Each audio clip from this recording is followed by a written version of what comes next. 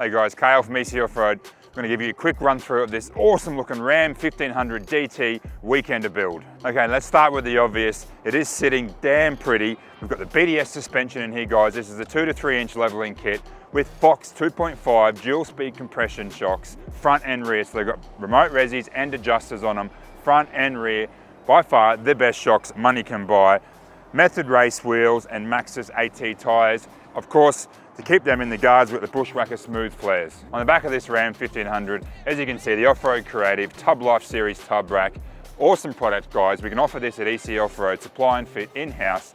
As we know, guys, Aussie-made products, steady lights inside and out the whole way around, and with all the awning brackets, super clean, super lightweight, and an awesome option for these Ram 15s. And on the roof, guys, of course, the Rhino rack, backbone, and platform. There's so many accessories available for these. It is endless. It is a no-brainer. Rhino rack.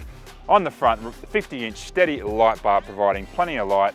The GME UHF on our bonnet mount aerial bracket, the XRS with the pass-through in the cab, super neat. Guys, also not forgetting this, has had our GVM upgrade. This really is an awesome weekender build. Keeping within GVM, guys, everything you need.